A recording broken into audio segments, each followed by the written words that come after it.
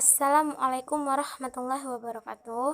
Baiklah, saya akan menjelaskan tentang pengertian koordinasi. Koordinasi yaitu proses menyamakan dan menyeimbangkan segala kegiatan dan aktivitas dalam pekerjaan antara satu individu dengan individu lainnya untuk mencapai tujuan setiap pihak sekaligus tujuan bersama. Ada pula jenis-jenis di dalam koordinasi, terbagi menjadi dua, yaitu koordinasi intern dan koordinasi eksternal. Di dalam koordinasi intern dibagi menjadi beberapa kategori. Yang pertama, koordinasi vertikal, merupakan di mana antara yang mengkoordinasi dengan yang dikoordinasi secara struktural ada hubungan hierarkis sebab satu dengan yang lain terdapat pada satu garis komando. Yang kedua, koordinasi horizontal merupakan koordinasi fungsional di mana yang mengkoordinasi memiliki tingkat eselon yang sama. Dan yang ketiga, koordinasi diagonal merupakan koordinasi fungsional di mana yang mengkoordinasi memiliki kedudukan yang lebih tinggi tingkat eselonnya dibandingkan yang dikoordinasikan. Tetapi, satu dengan yang lainnya tidak terdapat dalam satu garis komando. Sedangkan di dalam koordinasi eksternal terbagi menjadi dua bagian, yaitu koordinasi vertikal dan horizontal. Jenis yang kedua yaitu koordinasi eksternal. Koordinasi eksternal adalah koordinasi yang termasuk koordinasi fungsional. Dalam koordinasi eksternal bersifat fungsional. Koordinasi itu hanya bersifat horizontal serta koordinasi eksternal yang bersifat diagonal. Yang pertama, koordinasi vertikal merupakan koordinasi yang dilakukan oleh seseorang kepala daerah yang melaksanakan kegiatan pembangunan antar dinas atau antar pimpinan dinas-dinas lain. Contoh seperti rapat staf, rapat kerja, dan rapat pimpinan. Yang kedua, koordinasi horizontal merupakan di mana seorang kepala maupun pimpinan selalu berkaitan dengan dinas-dinas lain yang dianggap ada kaitannya atau hubungannya dengan masalah-masalah pembangunan yang dilaksanakan di dalam wilayah kerjanya tersebut. Ada juga tujuan koordinasi. Menurut Siagian, tujuan koordinasi yaitu untuk mencegah konflik dan kontradiksi. Yang kedua, untuk mencegah persaingan tidak sehat. Yang ketiga, untuk mencegah pemborosan. Yang keempat, untuk mencegah kekosongan ruang dan waktu. Dan yang terakhir, untuk mencegah terjadinya perbedaan pendekatan dan pelaksanaan. Bukan hanya tujuan, dikoordinasi juga mempunyai manfaat.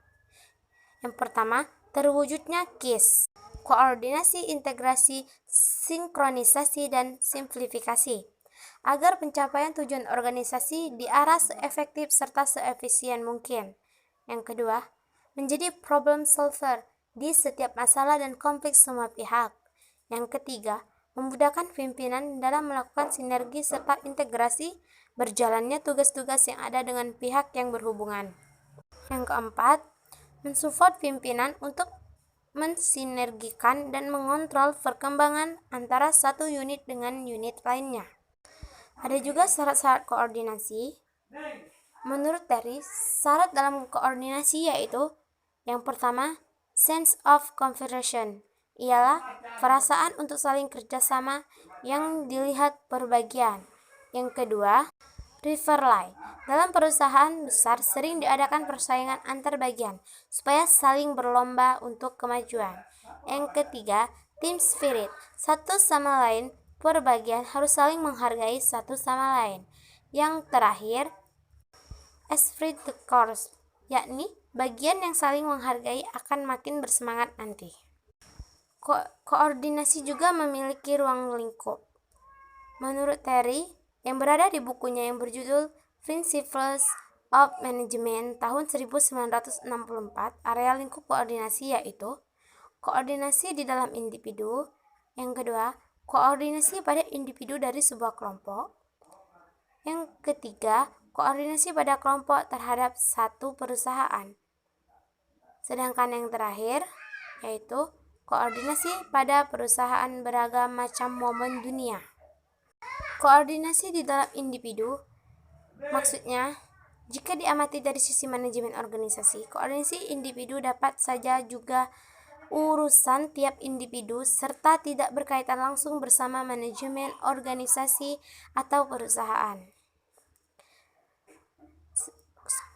Yang kedua, koordinasi pada individu dari sebuah kelompok. Ini bisa diamati terhadap kerjasama tim di dalam satu organisasi maupun di dalam permainan olahraga. Tanpa adanya organisasi yang baik, tidak mungkin sebuah tim meraih tujuannya. Koordinasi antar individu terhadap sebuah grup ditetapkan bersama beradanya jatah tugas serta saling komunikasi untuk membentuk sinergisitas. Yang ketiga, koordinasi pada kelompok terhadap suatu perusahaan. Dalam sebuah organisasi maupun perusahaan, kerap berjalan koordinasi pada grup yang disimpulkan sebagai departemen. Antar divisi mesti saling melaksanakan koordinasi sehingga tidak berjalan tumpang tindih aktivitas atau program yang bisa dilaksanakan. Sedangkan yang terakhir, koordinasi pada perusahaan dan beragam macam momen dunia. Koordinasi bersama pihak luar atau eksternal diperlukan di dalam menggerakkan manajemen perusahaan. Kegiatan yang dilakukan organisasi secara total dimungkinkan mesti cocok bersama lingkungan eksternal. Demikian penjelasan dari saya tentang koordinasi adalah pengertian jenis, tujuan, manfaat, syarat, dan ruang lingkup. Sekian dan terima kasih. Wassalamualaikum warahmatullahi wabarakatuh.